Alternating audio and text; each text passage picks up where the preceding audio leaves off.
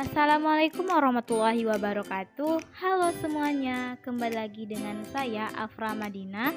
Pada video kali ini saya akan memberikan informasi kepada teman-teman mengenai apresiasi puisi. Yang pertama yaitu ada pengertian apresiasi puisi. Menurut Dola, tahun 2007, apresiasi berasal dari bahasa Latin appreciation yang berarti penghargaan atau penilaian yang positif kepada suatu karya tertentu. Biasanya apresiasi berupa hal yang positif tetapi juga bisa yang negatif. Secara terminologi, apresiasi diartikan sebagai penghargaan, penilaian, dan pengertian terhadap karya sastra baik yang berupa prosa fiksi, drama, maupun puisi. Adapun pengertian puisi ialah jenis sastra dengan bahasa yang terikat oleh irama, rima, serta susunan bait dan larik. Jadi dapat disimpulkan bahwa apresiasi puisi adalah proses menghargai dan memahami karya puisi dengan mendalam, yang melibatkan penilaian terhadap elemen-elemen seperti bahasa, gaya, makna, dan perasaan yang terkandung dalam puisi. Saat mengapresiasi puisi, kita mencoba merasakan serta memahami perasaan yang ingin disampaikan oleh penyair dan melihat bagaimana ia menggunakan kata-kata dan struktur untuk menciptakan pengalaman artistik yang khas.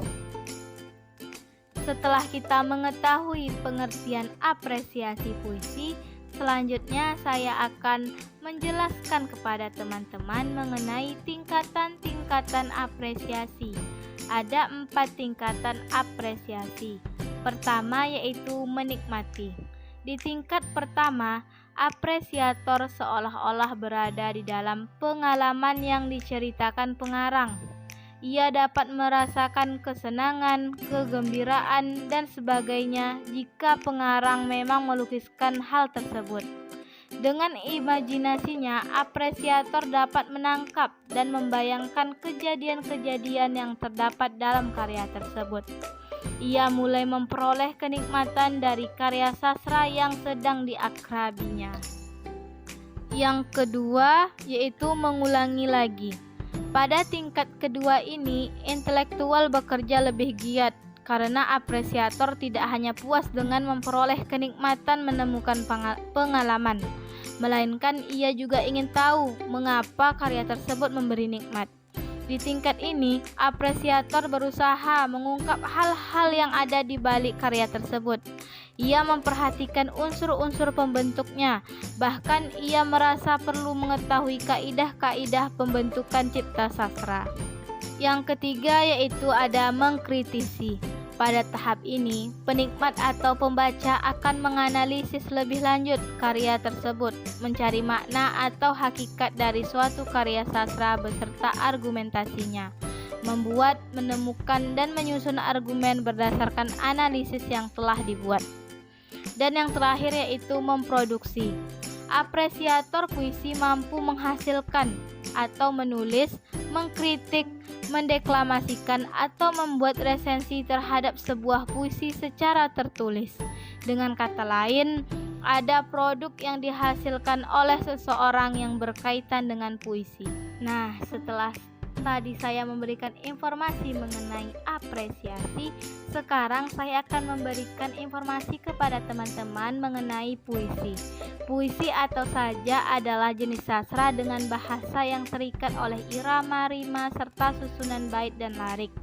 Dikatakan puisi karena bahasanya yang puitis. Puisi disebut juga dengan sanjak atau sajak.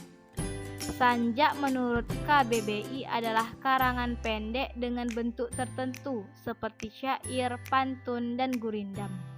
Sedangkan sajak menurut KBBI adalah bentuk karya sastra yang teratur dan terikat dalam baris-barisnya. Selanjutnya saya akan menjelaskan mengenai macam-macam akhiran pada sajak. Ada 4 macam akhiran pada sajak, yaitu sebagai berikut. Pertama, sajak serangkai dengan akhiran a. Yang kedua, sajak bersilang dengan akhiran ab. Yang ketiga, sajak kembar dengan akhiran aabb. Dan yang terakhir yaitu sajak berpeluk dengan akhiran abba.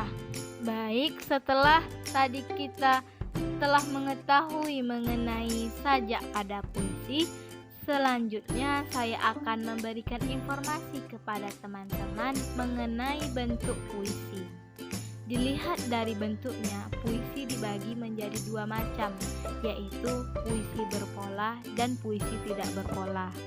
Yang pertama, puisi berpola. Puisi berpola memiliki struktur dan pola tertentu dalam hal ritme, jumlah suku kata, dan penekanan suku kata.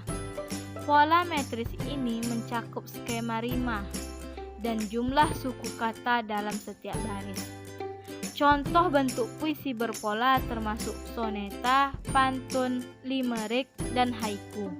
Puisi berpola seringkali lebih terstruktur dan memiliki ritme yang khas karena keteraturan dalam penggunaan suku kata dan rima.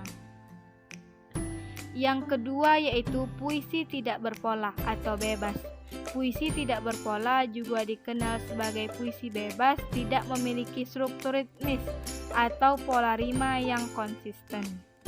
Penyair yang menggunakan puisi tidak berpola memiliki kebebasan penuh dalam mengatur panjang baris, rima, dan ritme sesuai dengan ekspresi mereka.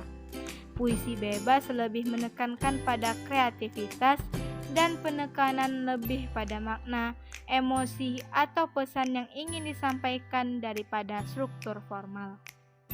Baik, itulah tadi informasi yang dapat saya berikan kepada teman-teman.